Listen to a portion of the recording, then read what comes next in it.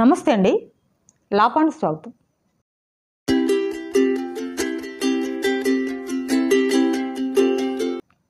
కోర్టులో విడాకులు తీసుకున్న తర్వాత భార్యాభర్తలు మెయింటెనెన్స్ కేసు వేసుకున్నప్పుడు కోర్టుకి ఏమేమి సబ్మిట్ చేయాలి అంటే, మాకు సంబంధించినటువంటి ఆదాయాలు, అదేవిధంగా మేము ఉద్యోగం చేస్తుంటే కనుక నా ఉద్యోగం యొక్క శాలరీ సర్టిఫికెట్ అడుగుతున్నారండి.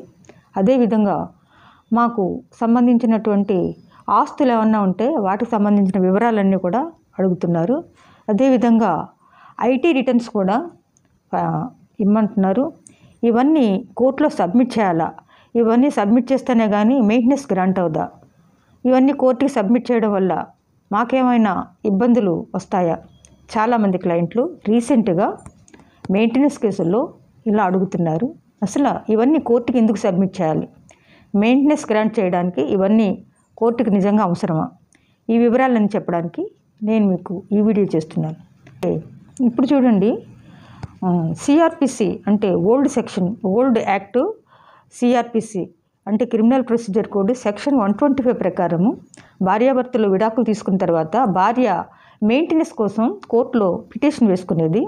అది ఇప్పుడు మారిన చట్టం బిఎన్ఎస్ఎస్ అంటే భారతీయ నాగరిక సురక్షా సంహిత సెక్షన్ 144 ప్రకారము కూడా ఇప్పుడు కోర్టులో భార్య మెయింటెనెన్స్ వేసుకుంటుంది. ఇలా మెయింటెనెన్స్ వేసుకున్నప్పుడు ఈ భరణం అనేది గ్రాంట్ చేయడానికి కొన్ని కొలమానాలు అంటే కొన్ని ప్రమాణాలు ఉండాలని దానికి సంబంధించినటువంటి గైడ్ లైన్స్ సుప్రీంకోర్టు లేటెస్ట్గా ఇవ్వడం జరిగింది. అంటే మెయింటెనెన్స్ ఎంత ఇవ్వాలి, ఎలా ఇవ్వాలి, ఎప్పుడు ఇవ్వాలి, ఇలాంటి వివరాలన్నీ కూడా కోర్టు డిసైడ్ చేయడానికి కోర్టుకి ఖచ్చితమైనటువంటి సమాచారం ఇవ్వాలి, అంటే ఇన్ఫర్మేషన్ ఇవ్వాలి భార్యాభర్తలు. దానికి సంబంధించినటువంటి గైడ్లైన్స్ ఏంటి, ఎటువంటి కండిషన్స్ మీద ఇది మెయింటెనెన్స్ అనేది గ్రాంట్ అవుతుంది, పర్మనెంట్ ఎలిమినీ అనేది ఎలా డిసైడ్ చేస్తారు, ఈ వివరాలన్నీ కూడా సుప్రీంకోర్టు గైడ్లైన్స్లో చెప్పడం జరిగింది. ముఖ్యంగా ఈ గైడ్లైన్స్లో 8 రకాలుగా చెప్పడం జరిగింది. అవి ఏంటంటే, నెంబర్ 1 ఏంటంటే భార్యాభర్తల యొక్క సామాజిక ఆర్థిక పరిస్థితులని పరిగణలోకి తీసుకోవాలి.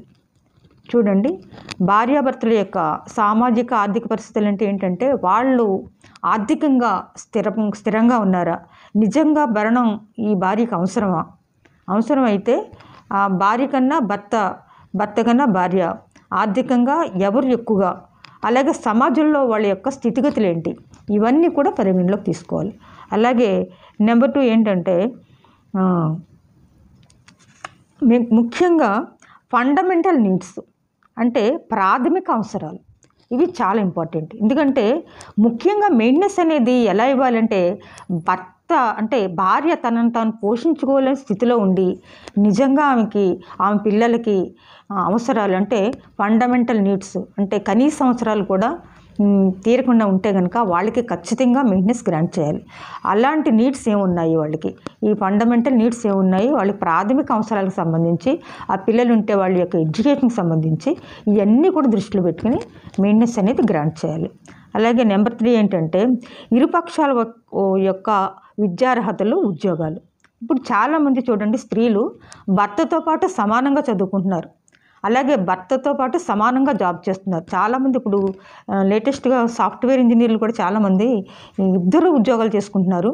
అయినా సరే భర్తకి చాలా ఆస్తి ఉందని చెప్పేసి అతనితో పాటు సమానంగా సంపాదిస్తూ కూడా దీన్ని కోర్టులు పర్మనెంట్ ఎలిమినీగా కావాలని చెప్పి కేసు వేయడం జరుగుతూ ఉంటుంది.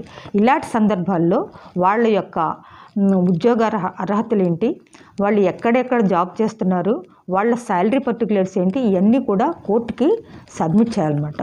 అదేవిధంగా నెంబర్ 4 ఏంటంటే ఆదాయ మార్గాలు, ఆస్తులు అంటే వాళ్ళకి సంబంధించినటువంటి స్థిర చరాస్తులకు సంబంధించి ఇవ్వాలి. అంటే వాళ్ళకి ఏమేమి ప్రాపర్టీస్ ఉన్నాయి, పొలాలు కానీ ఇల్లులు కానీ ఏమైనా ఉన్నాయా, దాని మీద వాళ్ళకి ఎలాంటి ఇన్కమ్ వస్తుంది, ఎంత ఇన్కమ్ వస్తుంది, ఇలాంటివన్నీ కూడా ఖచ్చితంగా సబ్మిట్ చేయాలి. అదేవిధంగా ముఖ్యంగా అత్తవారింట్లో భార్య యొక్క జీవన ప్రమాణాలు కూడా దృష్టిలో పెట్టుకోవాలి. అంటే అత్తవారింట్లో భార్య ఏ విధమైనటువంటి జీవన ప్రమాణాలు తో ఉంది అనే విషయాన్ని కూడా ఈ భరణం ఇచ్చేటప్పుడు మెయింటెనెన్స్ గ్రాంట్ చేసేటప్పుడు దృష్టిలో పెట్టుకోవాలి.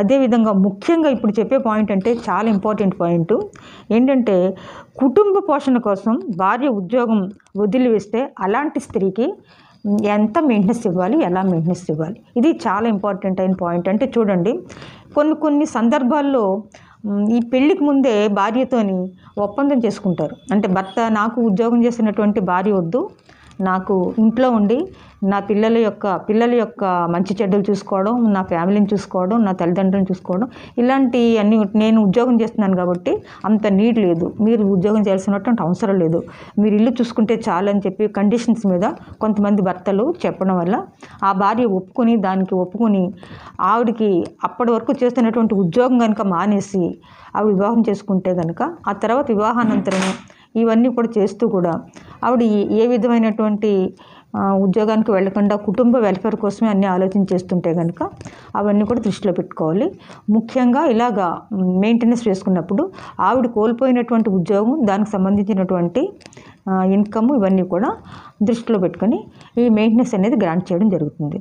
అదేవిధంగా 7వ పాయింట్ ఏంటంటే, ఉద్యోగం చెయ్యని భార్యకు, నిజంగా ఎటువంటి ఉద్యోగం లేని భార్య నిజంగా తన మెయింటెనెన్స్ కోసం న్యాయ పోరాటం చేస్తుంటే కనుక అలాంటి భార్యలకి న్యాయస్థానంలో సరైన న్యాయం జరిగేలాగా, సరైన మెయింటెనెన్స్ ఇచ్చేలాగా ఇవ్వడం జరుగుతుందన్నమాట. అదేవిధంగా 8వ పాయింట్ ఏంటంటే, మెయింటెనెన్స్తో పాటు బాధ్యతలు, వాళ్ళ యొక్క బరువులు, అంటే ఏంటంటే భర్త కొన్ని బాధ్యతలు మోస్తూ ఉంటాడు. అంటే తల్లిదండ్రుల యొక్క బాధ్యత, అదే అతనికి ఉన్నటువంటి బరువులు, అంటే అతనికి ఉన్నటువంటి ఆర్థిక స్థితులు, కొంతమంది చాలామంది తల్లిదండ్రుల యొక్క పోషణ దృష్టిలో పెట్టుకుంటారు. అదేవిధంగా పెళ్ళి కాలేనటువంటి చెల్లెళ్ళు వాళ్ళు ఉంటే అవన్నీ బాధ్యతలు మోయాల్సి ఉంటుంది.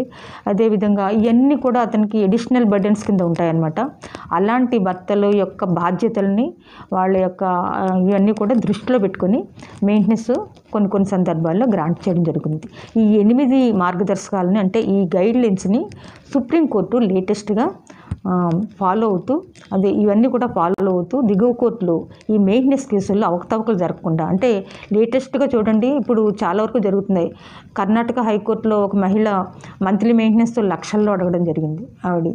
అలాగా అదేవిధంగా లేటెస్ట్గా ఒక సాఫ్ట్వేర్ ఇంజనీరు, అతుల్ సుభాష్ అనే సాఫ్ట్వేర్ ఇంజనీరు, అతను ఈ కోట్లలో ఈ మెయింటెనెన్స్ని అడగడం వల్ల అతను కూడా సూసైడ్ చేసుకోవడం జరిగింది. సో ఇలాంటివన్నీ కూడా జరుగుతున్నాయి. కాబట్టి ఇలాంటి అవకతవకలకు జరగకుండా ఈ మెయింటెనెన్స్ కేసుల్లో నిజమైన న్యాయం జరగాలని సుప్రీంకోర్టు ఇచ్చినటువంటి గైడ్లైన్స్ ఫాలో అవుతూ ఇప్పుడున్నటువంటి లోయర్ కోర్టులు కూడా ఈ మెయింటెనెన్స్ని గ్రాంట్ చేయడం జరుగుతుందన్నమాట.